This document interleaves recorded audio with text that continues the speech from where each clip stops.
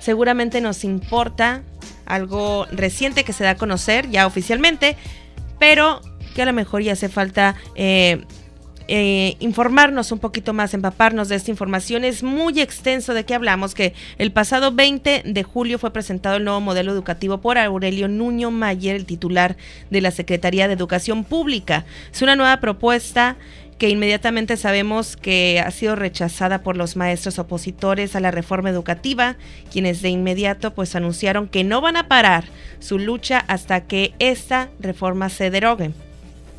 También, por otra parte, el anuncio sabemos que fue en medio de una crisis del gobierno mexicano y los maestros de la CENTE. ¿De qué se trata este nuevo modelo educativo? ¿Cuáles son los cambios que plantea? ¿Los nuevos beneficios que nos propone para nosotros los mexicanos? Bueno, pues dentro de todo esto, esta nueva reforma educativa busca mejorar la calidad de educación en México. Ha considerado también las condiciones en las escuelas, en el desempeño a maestros, en contenidos de planes de estudios. También hablará de útiles, de qué se trata todo esto. Para entender un poquito mejor, tenemos la opinión y el análisis por parte de Marco Fernández. Él es investigador de México Evalúa y se encuentra con nosotros vía telefónica. Marco, muy buenos días, muchísimas gracias por estar acá con nosotros. Hola Adriana, muy buenos días, gracias por la invitación. Bueno, pues platícanos por dónde empezamos desde el inicio de presentarse el nuevo modelo educativo, de qué se trata, qué es lo que viene y qué es lo que podemos esperar nosotros como mexicanos ante todo esto.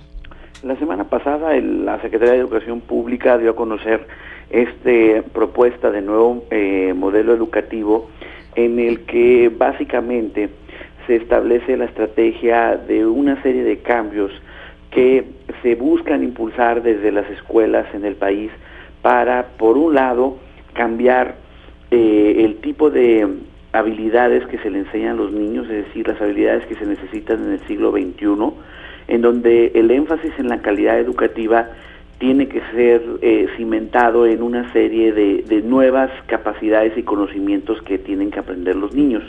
Por un lado, como se ha establecido en las pruebas internacionales, se demuestra que hay problemas serios en lo que los niños comprenden de la lectura y no tienen un manejo adecuado del pensamiento matemático. Y el modelo hace énfasis precisamente en la necesidad de corregir estos problemas como parte de la estrategia de las nuevas habilidades del siglo XXI. Hace también énfasis en la necesidad primaria de enseñarle a los alumnos a aprender, lo cual coincido plenamente es un propósito primario que tiene que tener la educación para poder lograr utilizar, por ejemplo, adecuadamente como apoyo las herramientas tecnológicas, poder lograr buscar mayor información, procesarla y ir generando más conocimiento. También se habla de la necesidad de tener un componente de la parte socioemocional, es decir, aprender, por ejemplo, a trabajar en equipo, a aprender a hablar en público, que parecieran cosas que son digamos, por sentadas o simples, pero que lamentablemente no se enfatizan adecuadamente hasta ahora en las escuelas, y la literatura ha demostrado cómo este tipo de habilidades son fundamentales para el futuro, pues como ciudadanos, y el futuro laboral de los niños y los jóvenes. Viene también el énfasis de la necesidad que este tipo de nuevo modelo educativo tiene que estar fundamentado, por un lado, con la capacidad de las escuelas para que realmente estén al centro del proceso de aprendizaje, tengan ciertos márgenes de acción para determinar un pedazo del currículum que tienen que aprender los alumnos de acuerdo al contexto en el que estén estas escuelas, y para ello también es fundamental garantizarles las condiciones estructurales mínimas para poder desarrollar el buen proceso de aprendizaje. Todo esto, sin duda alguna, se coincide en las grandes líneas del propósito del modelo, pero creo que sí tiene una serie de preguntas a contestar de cómo se va aterrizar en términos de políticas públicas todos estos propósitos, porque como hemos visto, y ustedes incluso con un pequeño grupo del magisterio, pero muy visible en Sonora, lo han visto, hay pues mucha insatisfacción en varios estados, sobre todo de la disidencia magisterial, sobre el proceso de evaluación docente, sobre el proceso educativo. La pregunta, por ejemplo, inevitable es cómo los cursos que se tienen que dar a los maestros de cara a la formación docente, tanto inicial como los que están en funciones, va a responder a un doble propósito, al propósito de lo que encuentran las evaluaciones en términos de las áreas de oportunidad que tienen los docentes que mejorar para tener un mejor desempeño, y al mismo tiempo cumplir con la capacitación que requieren los docentes para poder enseñar las habilidades que hemos platicado. Entonces, sí hay una serie de retos, un reto, por ejemplo, de los estados, de los gobiernos de los estados. Mañana comienzan las consultas a las que ha llamado la Secretaría de la Educación Pública sobre este modelo, y empezará con los gobernadores. Y esperemos que realmente los gobernadores expliquen cómo van a ir impulsando acciones para avanzar en la implementación de este modelo educativo, porque al final de cuentas, quienes son los responsables de la administración de los sistemas educativos en las entidades federativas son los gobiernos estatales, no es la SEP, y lamentablemente hemos visto que en muchos de los aspectos clave de la implementación de la reforma, diversos gobernadores no han cumplido con sus obligaciones legales que marca la Ley de Servicio Profesional Docente y la Ley de Educación, y eso ha causado todavía mayor irritación y descontento entre el magisterio. Así es, Marco. Recuérdanos, ¿quiénes son todas las instancias involucradas en este nuevo modelo educativo 2016, a las que, bueno, pues estarían encargadas de darnos toda la información, actualización y los siguientes pasos a seguir ya en estos días ante esta reciente presentación del nuevo modelo? Por un lado está la Secretaría de Educación Pública, que pues la que está proponiendo el contenido de este nuevo modelo con base en consultas que se hicieron en el 2014, coordinadas por el entonces secretario Choi Fed, y en el que hubo una discusión amplia de los propósitos pedagógicos que se tenían que adaptar en el nuevo modelo educativo y las propuestas de cambio curricular que deberían de acompañarlo. A este proceso se suma, sin duda alguna, la labor del Instituto Nacional para la Evaluación de la Educación, que también ha estado con estudios y propuestas puntuales tratando de enriquecer este modelo. En este proceso, dentro de las consultas que se hicieron y que todavía se van a hacer ahora que se ha presentado durante un mes para poder analizar lo que se ha establecido, pues están los maestros, lo que se ha estado buscando recoger a lo largo del país a través de foros que se han organizado regionales, en los que participan como coadyuvantes en su organización las Secretarías de Educación de los estados. Las Secretarías de Educación de los estados son actores fundamentales en todo este proceso, porque son los que van a tener que llevar al final de cuentas a buen puerto en las entidades federativas la implementación de este nuevo modelo educativo. Son ellas las que además tienen obligaciones fundamentales como Marco, la de mejorar la infraestructura Marco, de las escuelas. Marco, te pido que me esperes un poquito. De este programa que ahora ha impulsado, se ha impulsado de las escuelas al 100, en donde los recursos que la Federación le transfiere a los estados y que bueno, los vamos a un corte y continuamos en Proyecto Fuente con recursos propios para mejorar la infraestructura educativa son clave. Y también los estados tienen la obligación, por ejemplo, de darle a los docentes las tutorías necesarias para ir mejorando su formación. En todo este proceso también es un actor fundamental, y así lo debemos de entender la sociedad en su conjunto, son los padres de familia. Los padres de familia, para que realmente se crean estas comunidades de aprendizaje que se ha hablado de la necesidad para mejorar la calidad educativa, tienen que realmente entender que su obligación no solamente se circunscribe en llevar a sus hijos a la escuela y que pues adentro todo lo que pase es responsabilidad del docente. Los padres de familia tienen que estar mucho más involucrados en los procesos educativos de sus hijos para que realmente podamos empezar poco a poco cambiar las circunstancias de calidad de la educación que tiene nuestro país. De no hacerlo adecuadamente, no.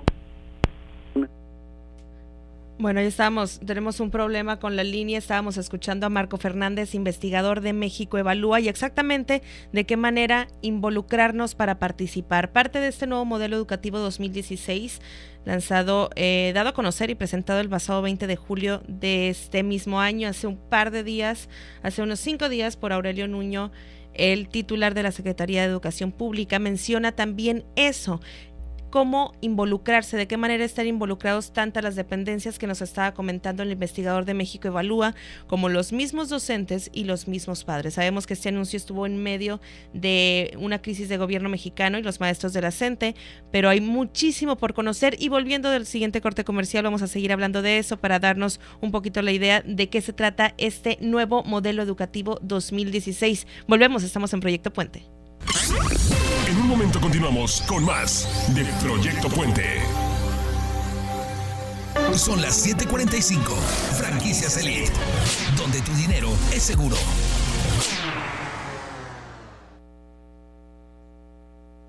El debate legislativo está en el canal del Congreso, sin cortes ni ediciones. Análisis, discusión, el trabajo legislativo en tiempo real, a través de los sistemas de cable en todo el país y además en el Valle de México por señal abierta en el canal 45.1. Seguimos creciendo. El canal del Congreso, el canal de la Unión. Si todos cambiamos, México cambia. Senado de la República, 63ª legislatura. Ya está aquí lo que estabas esperando, la venta más fabulosa de la temporada, la gran barata de verano de Muebles Ashley. Estilos, los más bonitos, variedad, la más grande exhibición, precios, las mejores promociones. La gran barata de verano está sensacional. Ashley Furniture Home Store, Boulevard Solidaridad a un costado de Home Depot. La majestuosidad de la ópera llega a Hermosillo en un concierto histórico donde Plácido Domingo le canta a Sonora. Con gran ilusión iré a cantar y a debutar en el estado de Sonora y en esa ciudad tan linda como es Hermosillo. Este 11 de octubre, La Voz Hecha Pasión ofrecerá un concierto único en Sonora, en el Estadio de Béisbol Sonora. Venta de boletos en Ticketmaster, Fiesta Inn y taquillas del Auditorio Cívico. Gobierno del Estado de Sonora. Unidos, logramos más. Grupo Ayala toma el control. Estas vacaciones vive el verano y disfruta el camino. En la compra de 4 llantas Michelin, obtén hasta 2,000 pesos de descuento. Aprovecha esta promoción hasta el 31 de julio. El camino nunca termina y la gasolina tampoco. Con BF Goodrich, compra 4 llantas y llévate hasta 1,000 pesos de gasolina. Y participa para ganar gasolina gratis por todo un año. Visita tu sucursal más cercana. Estamos en todo el estado. Grupo Ayala toma el control. 118-9870 y 218-2316.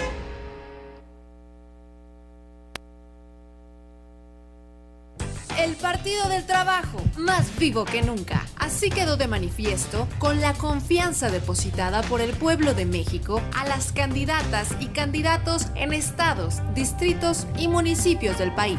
Gracias a la seguridad de tu voto, el PT crece y se fortalece. A cumplir nuestro compromiso con México, seguiremos siendo la oposición que el pueblo exige. No te vamos a fallar. Partido del Trabajo, orgullosamente de izquierda. Continúa la información. Proyecto Puente.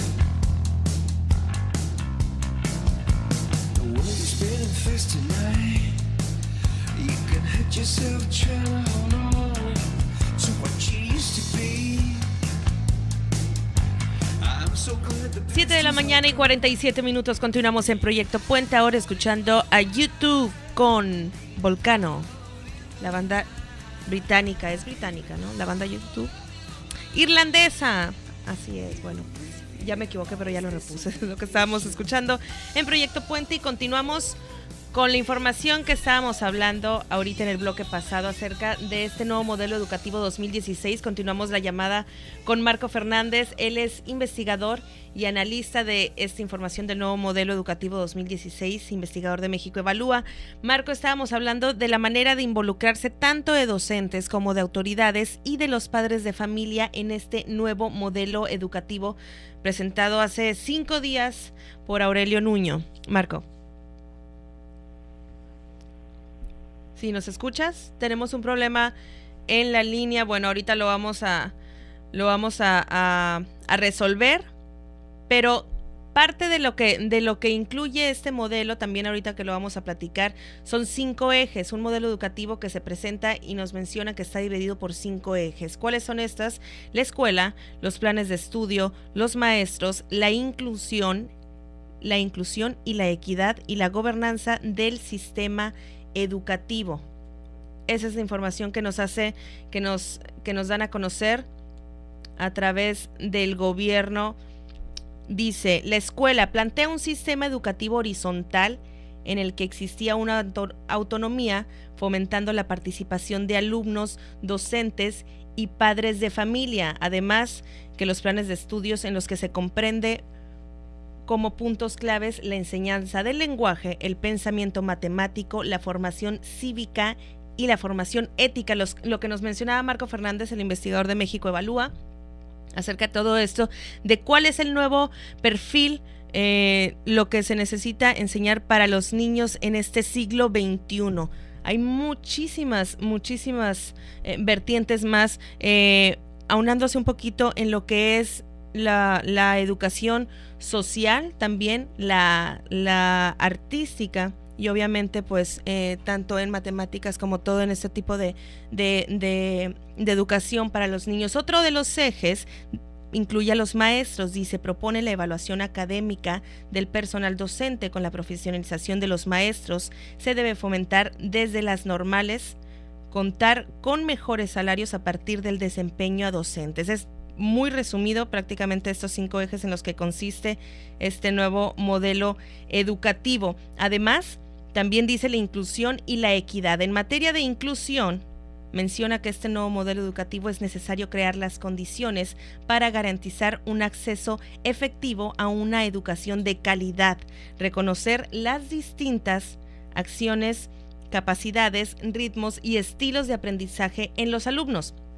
En materia de equidad, es preciso redoblar esfuerzos para destinar mayores recursos educativos a la población en condiciones de vulnerabilidad y desventaja. Por otro lado, también menciona el tema de la gobernanza en el sistema educativo. Resalta una participación de los maestros, los educados, los alumnos, los padres de familia, los gobiernos, las organizaciones no gubernamentales, los legisladores y obviamente pues el Instituto Nacional para la Evaluación y la Educación. Se propone una creación del Sistema de Información y Gestión Educativa, que es la SIGED, y también que van a deber ser una herramienta que facilite el que las escuelas cuenten con plantillas de maestros completas desde el primer día de clases hasta que haya sustituciones oportunas para el personal frente al grupo. Continuamos con la entrevista y retomando la información. Marco Fernández, investigador de México Evalúa, hablábamos acerca de qué manera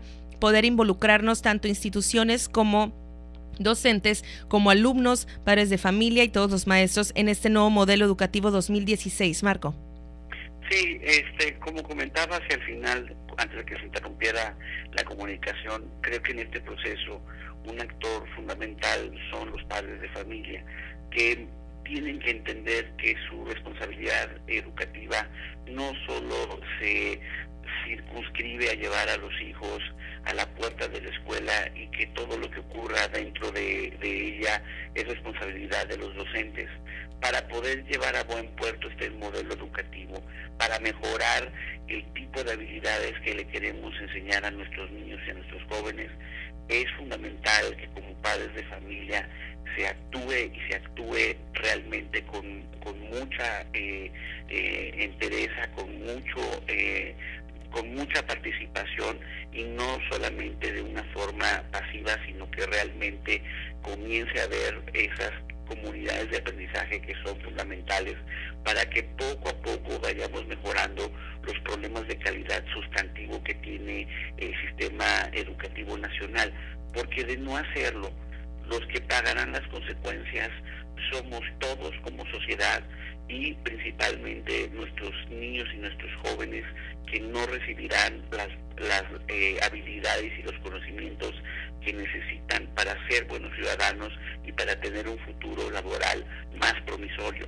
Cuando el país, por ejemplo, pierde competitividad respecto a otras naciones en este mundo globalizado, una de las partes por las que la pierde es por problemas en su fuerza laboral, y estos problemas están fundamentados en deficiencias en el sistema educativo.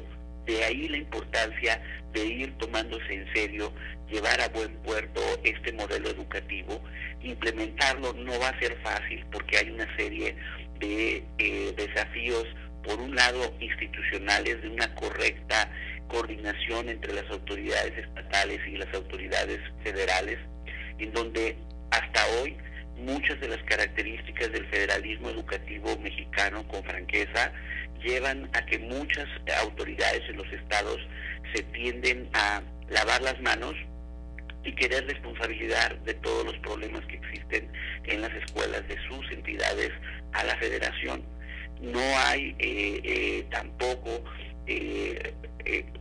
mucho margen de repente de acción por problemas serios de corrupción que se han heredado de muchos años, no de ahorita, son demasiadas décadas, y vemos como muchos de esos intereses que se han beneficiado de estos círculos de corrupción al interior de los sistemas educativos en la geografía nacional se resisten a perder sus cuotas de poder.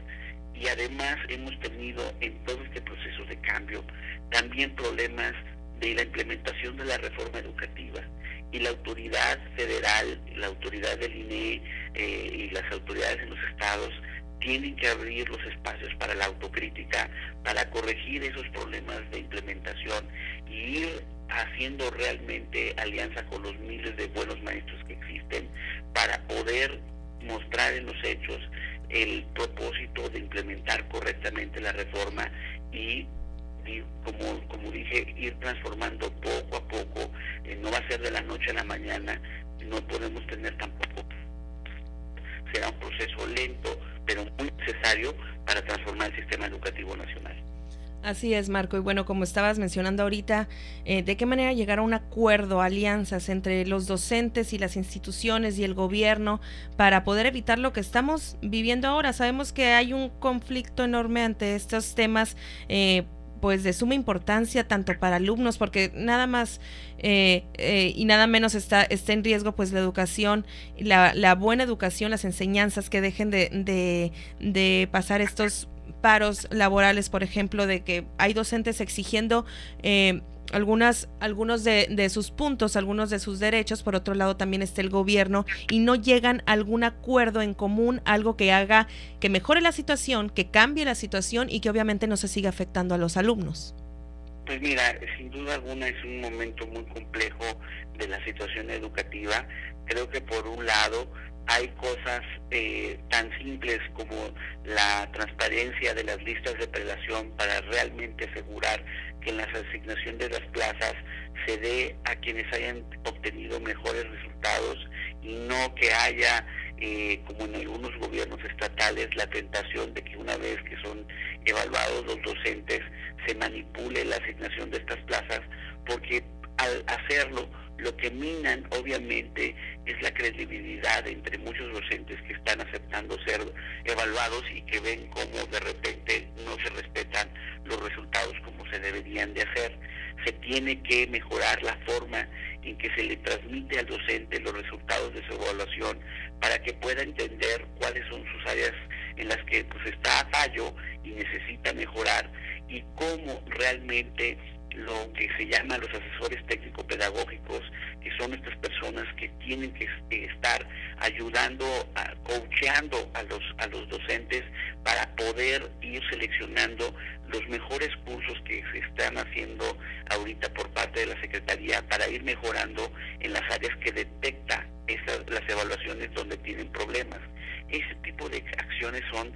entrada de política pública que se tendrían que estar haciendo para realmente ir superando el escepticismo y la desinformación que existe sobre el contenido de la reforma educativa.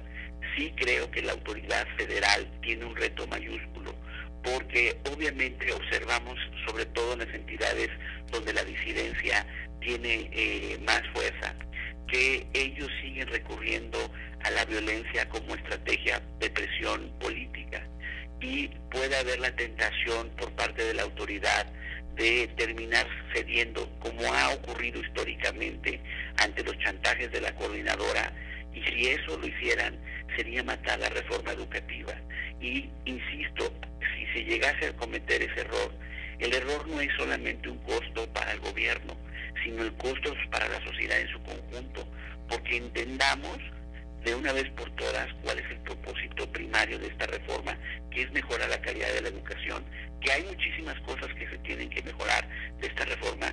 Sí se tienen que mejorar la forma en que se implementa, sí tienen que hacer los estados, por ejemplo, no como que la Virgen les habla, sino realmente darles las tutorías a los docentes, sobre todo a los nuevos docentes, como marca la ley, porque estos nuevos docentes van a ser evaluados hacia finales de este año, y si esos docentes, los nuevos, si no pasan su evaluación a los 2 años, sí tendrían que ser cesados.